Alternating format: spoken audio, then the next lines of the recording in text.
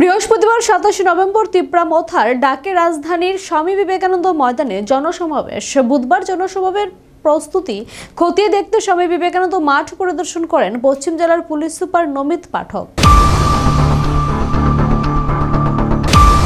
বৃহস্পতিবার 27 নভেম্বর রাজধানীর স্বামী বিবেকানন্দ ময়দানে এক বড়সড় জনসভার ডাক দিয়েছে তিপ্রা মথা দল।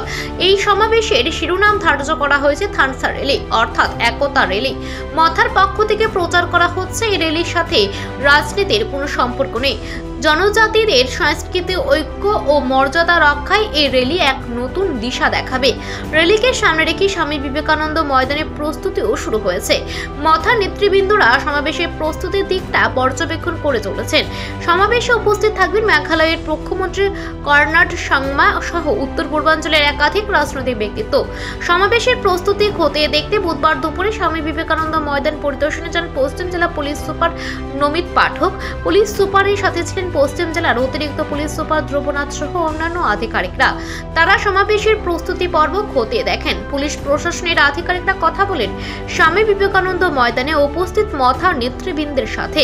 কোথায় স্টেজ করা হবে, অন্যান্য নেতৃবৃন্দরা কোথায় বসবেন প্রভৃতি যাবতীয় বিষয়গুলি পরখ করেন তারা। তবে এই প্রসঙ্গে সাংবাদিকদের মুখোমুখি হতে চাননি পশ্চিম জেলার পুলিশ সুপার এবং অতিরিক্ত পুলিশ সুপার। এদিকে 27 নভেম্বরের জনসভাকে ঐতিহাসিক রূপ দিতে রাজ্যের বিভিন্ন স্থানে জোর প্রচার শুরু করেছে মথার কর্মী সমর্থকরা। গত কয়েকদিন ধরে বিভিন্ন স্থানে জনসমাবেশের সমর্থনে মথার উদ্যোগে বাইক র্যালি সংঘটিত করা হয়। প্রসঙ্গত উল্লেখ্য যে গত 7 নভেম্বর তিপ্রা মথার যুব সংগঠন ইউথ তিপ্রা ফেডারেশন তথা OITF এর ডাকে এই সমাবেশ হওয়ার কথা ছিল, কিন্তু সংশ্লিষ্ট সময়ের স্বামী বিবেকানন্দ মাঠের এক স্থানে চলছিল ইন্টারন্যাশনাল এক্সপো। এর কারণে গত 7 নভেম্বর মথার প্রস্তাবিত সভা পুলিশ প্রশাসন বাতিল বলে ঘোষণা করে। বিষয়টি নিয়ে রাজনৈতিক মহলে জল ঘোলাও হয়। বৃহস্পতিবারের সমাবেশে 20 থেকে 30,000 লোকের সমাগম হতে পারে বলে বিভিন্ন সূত্রে জানা গেছে।